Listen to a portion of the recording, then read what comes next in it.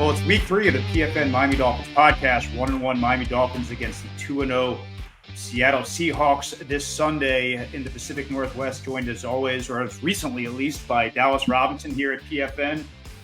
Dallas, since the last time we talked, a lot has gone down in the world of the Miami Dolphins. It certainly has. It certainly has. It's unfortunate, to see Tua have to go through this again. It's really unfortunate, just like on a human level, to see. And man, when he went down on Thursday night and to see him go back in that fencing position, like just watching from my couch, like, oh my God, I'm just so scared for the individual, for his personal life. And I was rewatching some of Skylar Thompson before we did this show and watching a couple of his 2022 starts, and to hear the announcers on those games talk about Tua's concussion issues back then, and to see that we're 2 years forward and that same problem coming back up, it's really concerning. And it's where does he go from here? Where do the Dolphins go from here? I feel like there are so many questions around this franchise right now, and it's only week 2, right? So there's a lot to come this season. All right. There's a lot that we know. There's a lot that we don't know. Yeah. What we know is this: Tua is not going to play this week. Beyond that, it's a bit of a mystery. It sounds like, by all indications, NFL Network's reported, ESPN's reported, that he intends to resume his career when cleared. The fact that he was back at Dolphins HQ on Monday, apparently in high spirits, very, very, very happy to see his teammates, in a great mood, would suggest that he doesn't have one of these debilitating concussions like he had 2 years ago that really just laid him out. There's a short-term conversation with this, and there's a long-term conversation with this. And there's a long-term personal and a long-term professional question for Tua Tagovailoa. The Dolphins this offseason made the decision to extend him before they had to. By the way, he was in the final year of his contract, but it was time in their mind. Tua had shown enough to make that commitment to him. That includes a fair amount of guaranteed money. I think $167 million, 130 some odd, fully guaranteed. That Tua will, no matter if he's never cleared again to play football, we'll see that money. That is money that will come his way. The only way he won't see that money is if he decides to retire and the Dolphins say, no, you can continue to play. Motivation is long-term, motivation is short-term. The motivation everyone's short-term is for Tua to get healthy, is for Tua not to rush himself back too soon, to maybe even go a week longer than after his clearance to put him back on the field. But the question long-term is this guy the quarterback for the next 5-6 years? And I don't know if there's anybody in that building now that can answer that question. We've seen players with repeated head injuries continue to play. Mitch Morse has had, I think, more concussions than I can count, and he's still in the league. Having 4, I think he's 26 years old, somewhere in that range. That to me is really alarming. Having 3 in 2 years is very alarming. So he needs to really, really give some thought to whether or not this is the last concussion he's willing to take, if he is okay with 1, 2, 3 more, because I don't think there's any guarantee that this is the last one. I think he has proven that he is prone to these head injuries. And the hit, you look at the hit that got him against the Bills, and it really wasn't that severe. Yeah, he lowered his head, lowered his shoulder into Damar Hamlin's chest, but that's a hit that running backs take 15 times a game. And the fact that that's what concussed him, I don't know, man. To me, how's there any guarantee that even something less isn't going to get him next time? And we don't know what these concussions are going to do to him long term. We don't know if he is, every time he plays football, he's upping the risk of getting CTE. We don't know if he's not going to, even just 10, 15 years after his career is over, be the same person he is now if he continues to damage his brain. That's what he's doing. And that's what concussions are. They're a form of brain damage. So we'll get into what it means for the Dolphins from a football standpoint, both in the short and the intermediate term. And look, there's a chance that he plays in 2-3 weeks. There is. If he clears the protocol and he gets the right doctors to tell him the right things. And I'm not saying he's doctor shopping. Don't take it that way. But just, I am sure that there are doctors out there that would say to him, don't ever play again. Like you got $50 million in the bank. What's the risk at this point? I'm sure that there are doctors that are telling him that. Is that the right opinion? Don't know. I'm not a neuroscientist. I'm not. I don't know the answer to that. But knowing Tua as I do, as anyone who's been around him does, football is such a central and driving part of his identity that he is going to, in my opinion, look for reasons to come back. And I don't think he's going to come back too soon, so to speak. I think Mike McDaniel is not going to allow that to happen.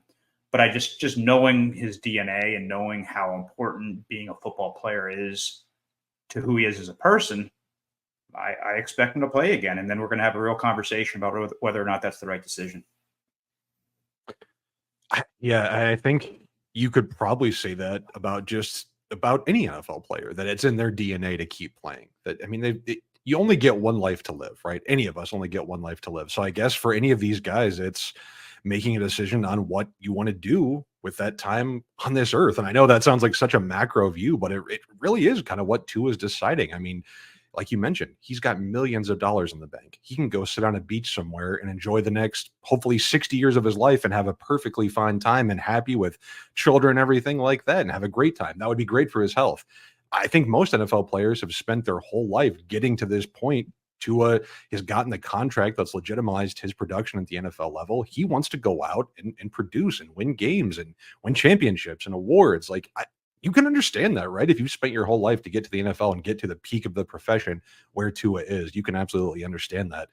It's not up to any of us, I think, to make that decision for Tua. It's up to what he wants to do. And I think you can question whether he should keep playing. Absolutely. And it's tough. It's tough to say from someone else's perspective what they should do. But I think that there is a question whether Tua could do better about protecting himself, though. If he does come out and keep playing in 2 or 3 weeks, like you mentioned, I think there's got to be a discussion on whether he needs to learn how to slide, whether he can go out of bounds.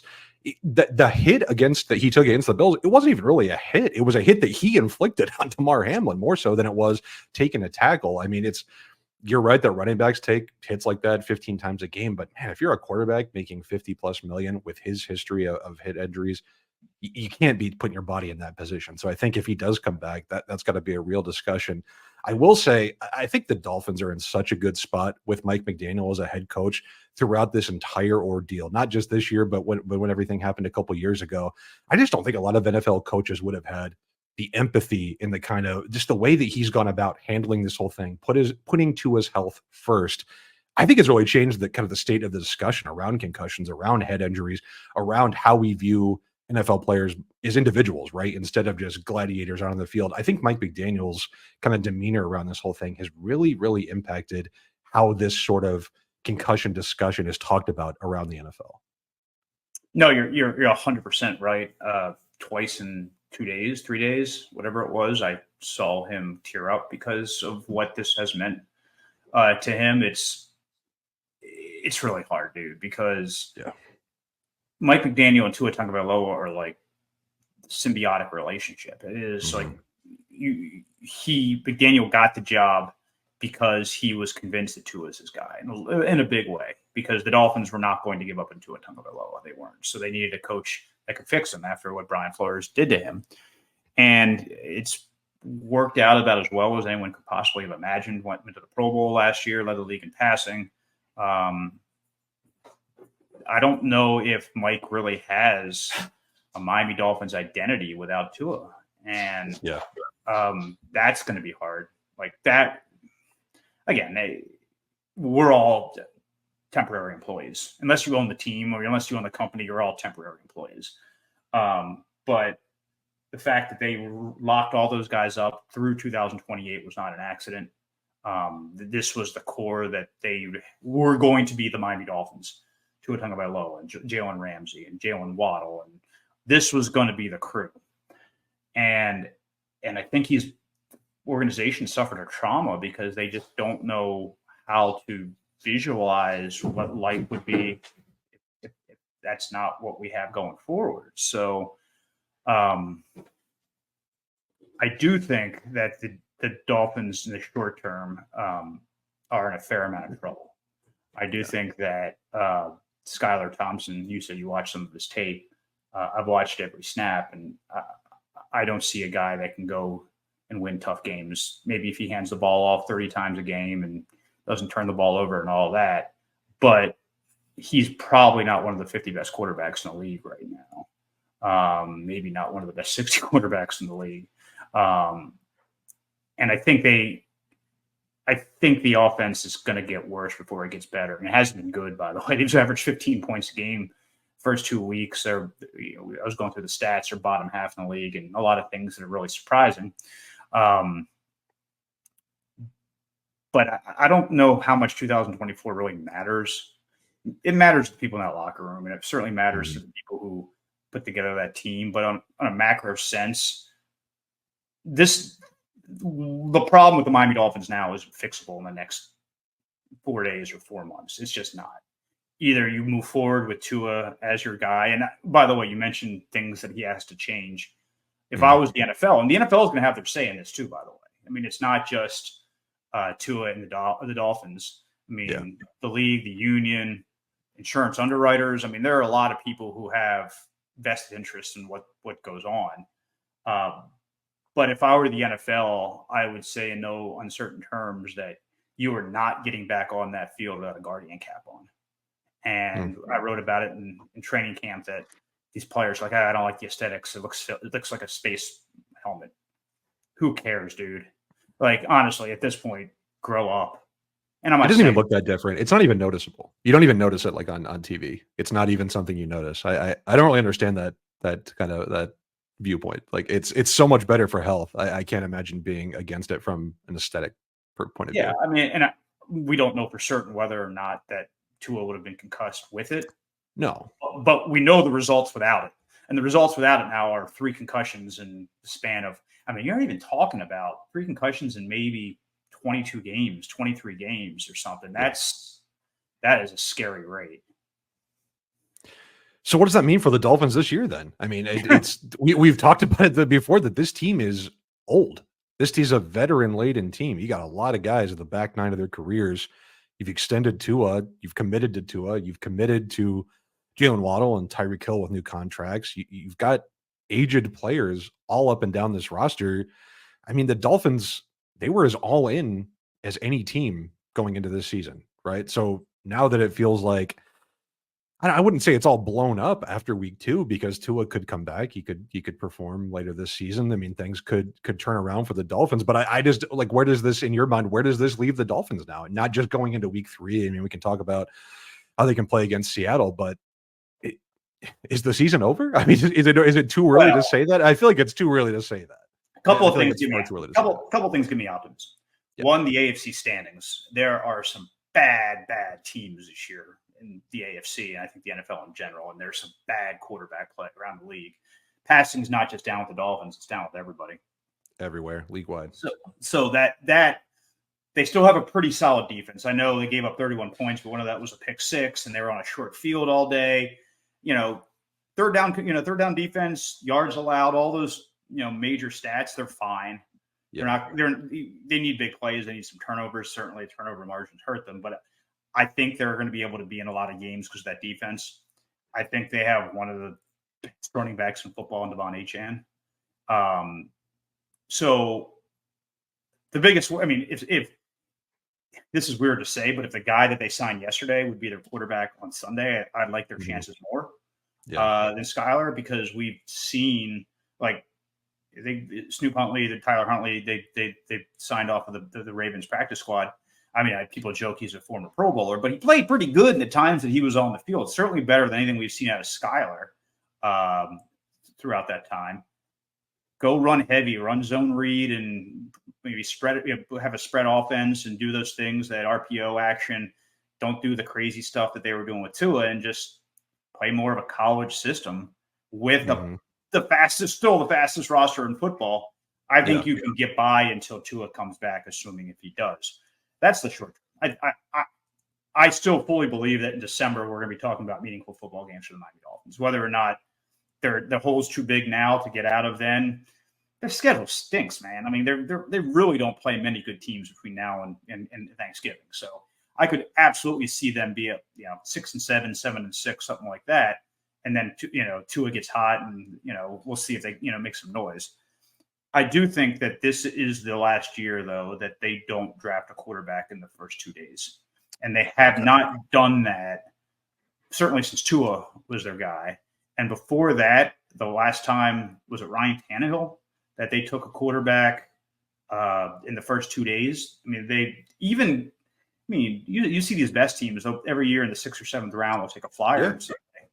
Dolphins haven't done that. Skylar Thompson's the last in 2022. And it had been a minute before that. They had done it even before then. So, yes, I understand that they want to be completely supportive of Tua, and this is the guy, and this is whatever you need, bro. We got you, and we still believe you are our future. A smart business has contingencies. Mm-hmm. And right now, the Dolphins' contingency is, fingers crossed, Skylar Thompson or Tyler Huntley. You need to go and get a guy in the 2nd or 3rd round that, if Tua is the dude that you believe he is and you just gave $53 million a year to, it's not a competition. It's not. Like, he is clearly your number one quarterback. But if you don't know for certain he's going to be on the team in 2026, even 2025, we don't know at this point for certain. You got to protect yourself. So I'm not going to say take a quarterback in round 1 because they're going to have so many other needs. But if they're drafting 23, 24, and Cam Ward or somebody's there that they love, no team has ever lost games because they had too many good quarterbacks, right? No team has ever been, man, we got way too much at this one most important position in all of professional sports. Let's not double down here. And I don't know, and certainly the Dolphins can't know, that you have any confidence week to week that your franchise quarterback is going to be available to you.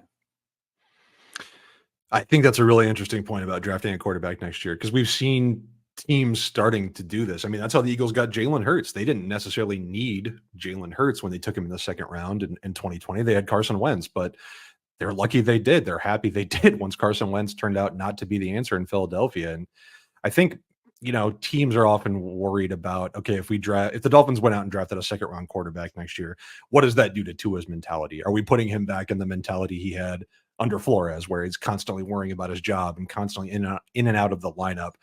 I think teams have gotten a little more wise to that, how you can manage the locker room, and you can present draft picks to players as you mentioned, this is a contingency plan. This is an insurance plan. I think Tua, given his health, would understand that, right? And I think Mike McDaniel, given their relationship, would be able to present a pick like that in a way that wouldn't have Tua worried about his job necessarily, and say, hey, let's be realistic here about your health situation. We need to have a better option if something happens again. This isn't someone coming here to take away your starting job. This is an in case of emergency type plan. So I think that's a really interesting kind of question. And whether they have too many needs next draft, I think will be a real question. We mentioned how old this team is. I think they will need to replenish in a lot of premium positions on this roster, but no position is as premium as quarterback. And if you're not feeling good about Tua's health, and I think, something like that, it'll depend on whether Tua comes back this year, how he plays, whether he gets hurt. There's a lot of time to go between now and next year's draft, obviously, that will give the Dolphins some benchmarks that Tua can clear and see if they need to go in that direction. But I definitely think that's a really good point that should not be discounted, that I think we have to say the Dolphins are at least somewhat in the young quarterback market going into next year. All right, so here are the names. I'm just looking at just a typical draft board. Quinn Ewers, Shedeur Sanders, Carson Beck of Georgia, Cam Ward, as I mentioned, of UM, right down the road, plays his college ball in the same stadium the Dolphins do. Jackson Dart of Ole Miss, Dylan Gabriel, and Jalen Milroe of Alabama. I mean, there are – I know people crapped all over this year's quarterback class, and certainly the top-end talent is not what it's been in recent years. But there's going to be a ton of names in the 2nd and 3rd round that you should absolutely take a flyer on. And there's no urgency at all to develop a guy in round 2 if Tua is your quarterback in 2025. And I think it would be a situation where they would have maybe even a primary backup that's a veteran carry 3 quarterbacks. I mean, but there has to be, and again, I've been around this team for so long, I feel like they say history doesn't repeat itself, it rhymes.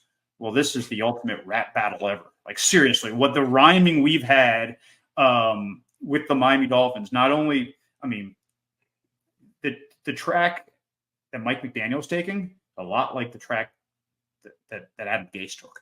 And he tied himself to an injured quarterback and Ryan Tannehill, who had questions, gave him a great big bear hug. And certainly the Dolphins got more production out of their quarterback this time around than last. But there wasn't a backup plan. The backup plan was to sign Jay Cutler off the street or hope that when Tannehill comes back from his knee injury in year 3 of the plan that he's the same guy he was, which he wasn't. I think certainly Stephen Ross and Chris Greer have learned from that experience.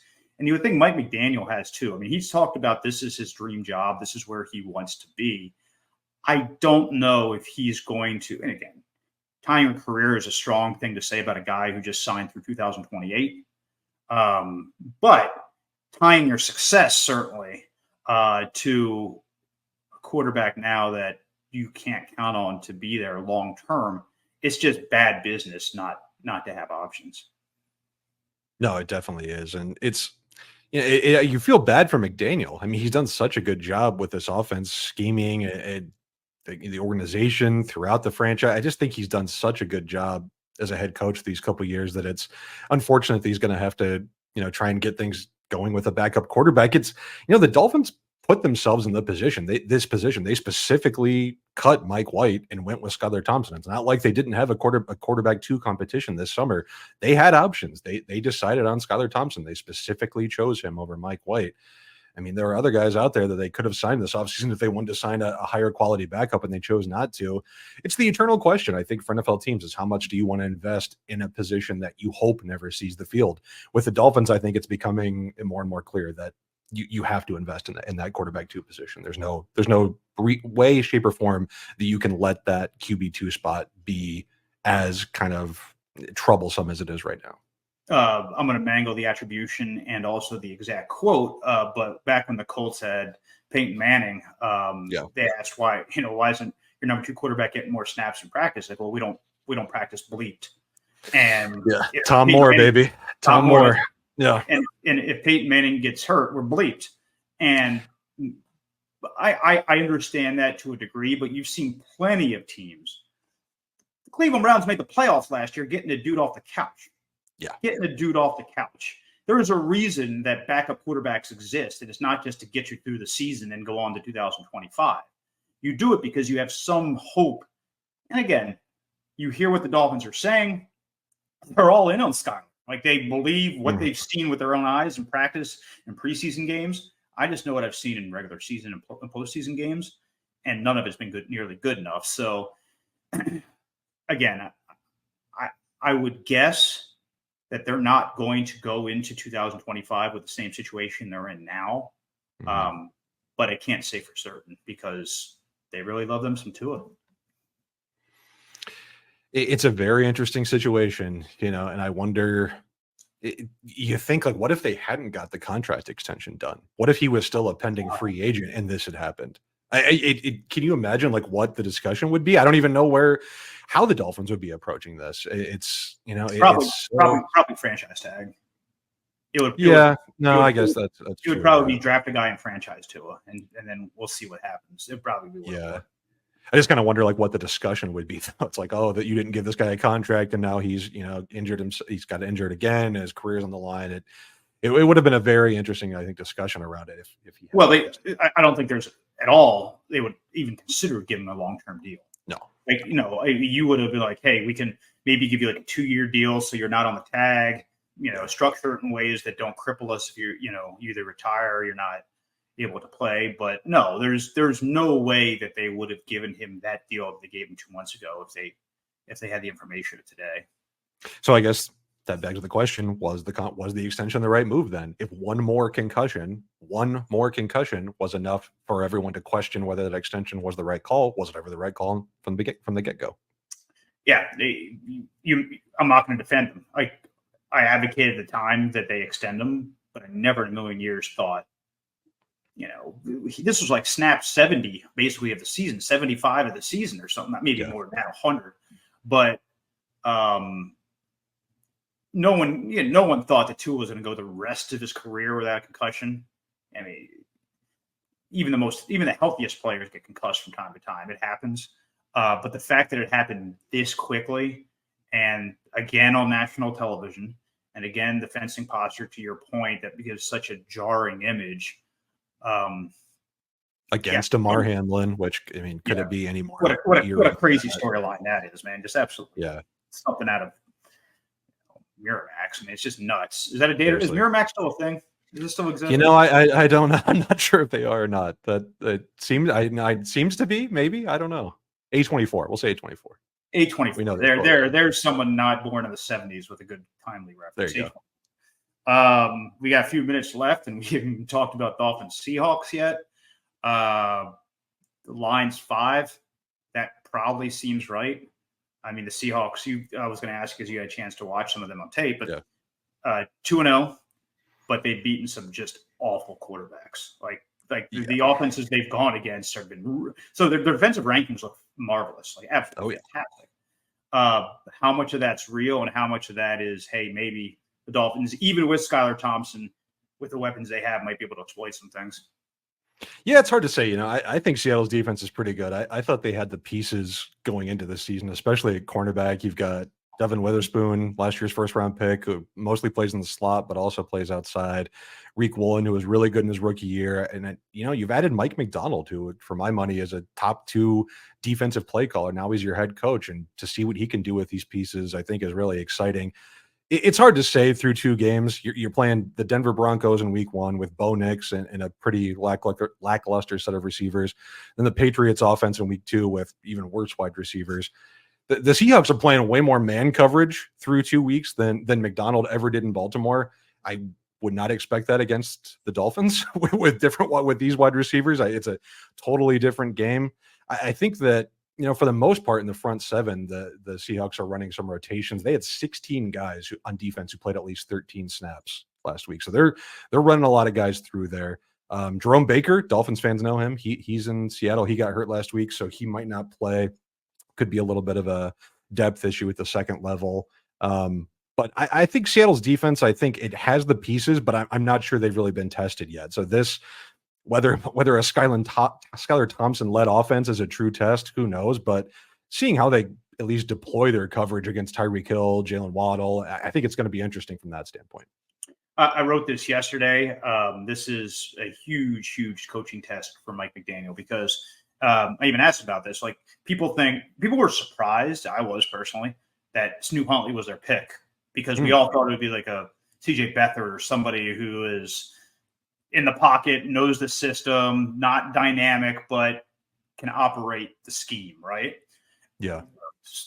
Huntley has 0 experience in this system, like 0. And he couldn't be more different than Tua Tagovailoa as a player. I mean, completely different player. And so to me, and I wrote this, it kind of gives me hope that Mike isn't going to have a one-size-fits-all approach.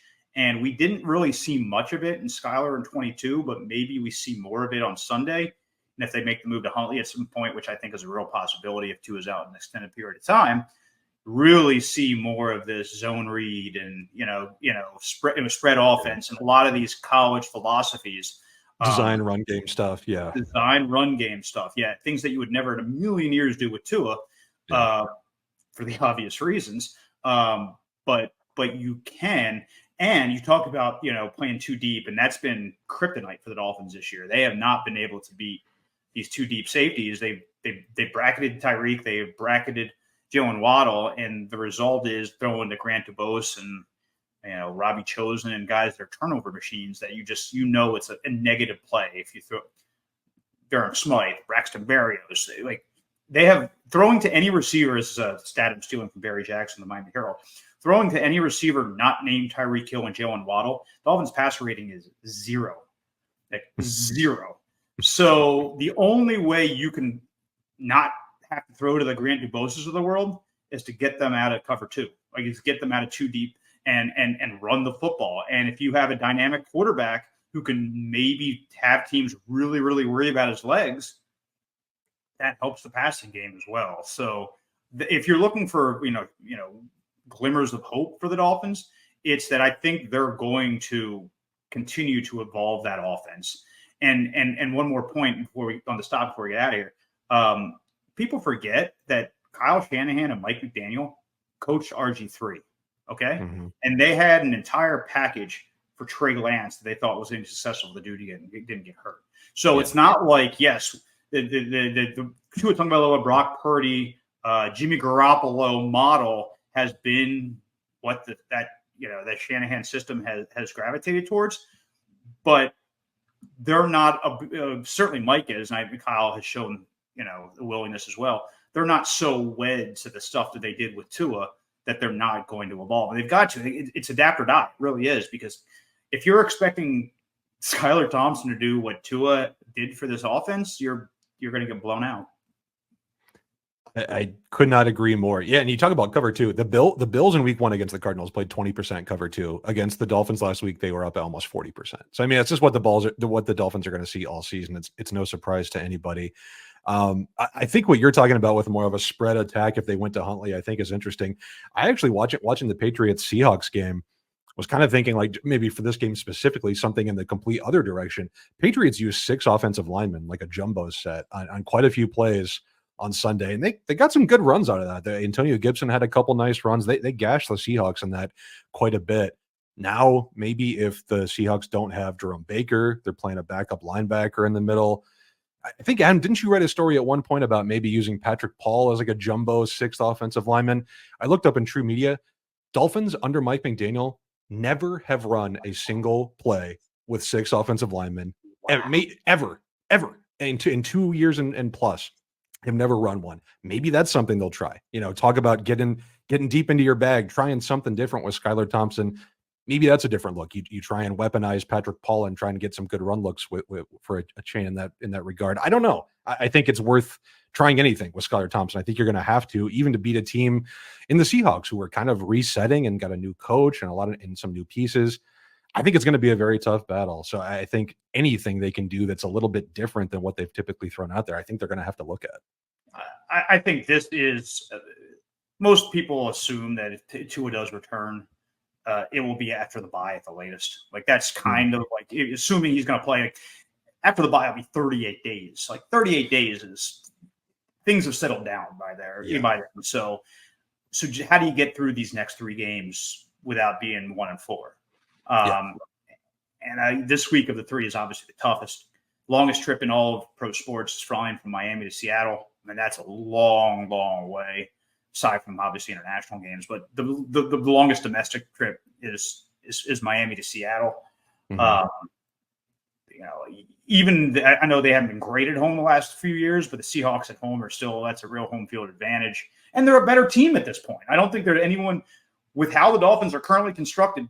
The Seahawks are the better team. Oh, no question.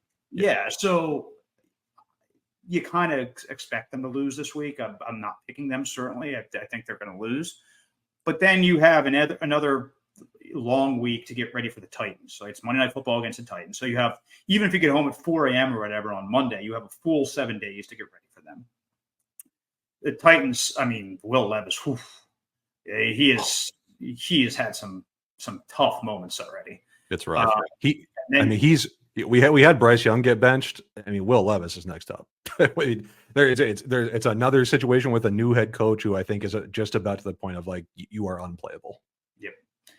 And then it's the Patriots. So so the Dolphins could absolutely be 3-2 at the bye.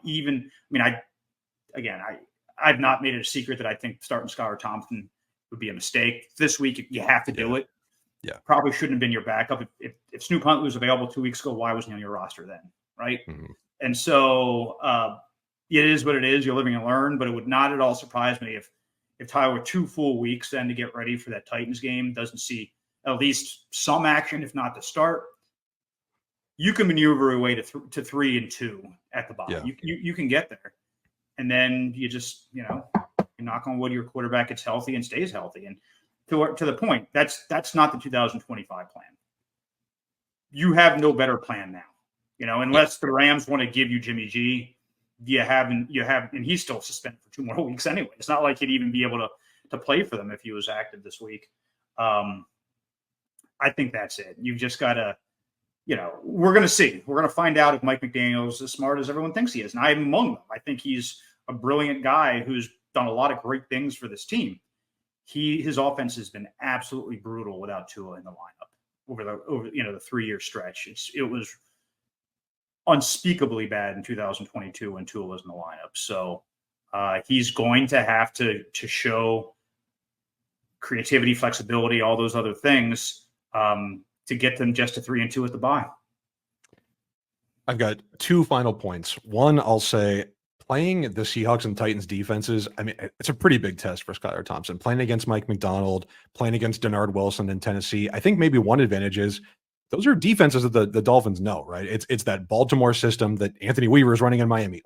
Denard Wilson, Anthony Weaver, and Mike McDonald all come from Baltimore. It's all the same type of concepts, similar structures.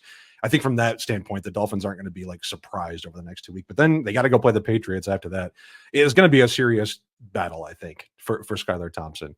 The other point I want to make is I'm curious to see how Anthony Weaver defends Geno Smith this Sunday, because I don't know if anybody's been watching Geno Smith closely, but this dude is absolutely unbelievable. Like from where he was a couple of years ago to not being a starter, almost being out of the league, to where he is now. He is absolutely amazing. He was 12 of 15 for 167 yards and a touchdown against the blitz on Sunday. I put up a clip on my Twitter account.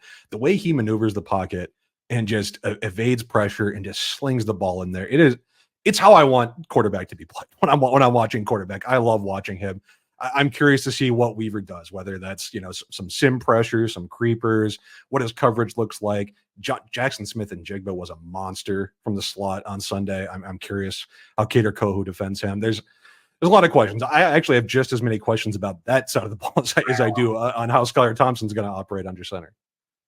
I think he totally make a lot of great points. I actually think that the Dolphins defense is about ready to take another step. You look at how much they struggled early on in the season last year with Vic. It took them a few weeks to kind of figure things out in the new system. There's way too much talent on that side of the ball to be bad. Of the next 3 weeks, Geno is definitely the toughest test from a quarterback standpoint, without question. But you look at their metrics, and they're not terrible. I mean, they've had really like 3 or 4 horrendous plays, and the other 125 or whatever it's been have been fine. Like they have. They got screwed by a lot of short fields last week. They need the negative plays. They need the sacks. They need the turnovers. They need the tackles for loss. But I don't think they've had, aside from the bad run fit against it's Buffalo, I don't think they've had a lot of terrible busts. And I believe as time goes on, this defense will get better and better.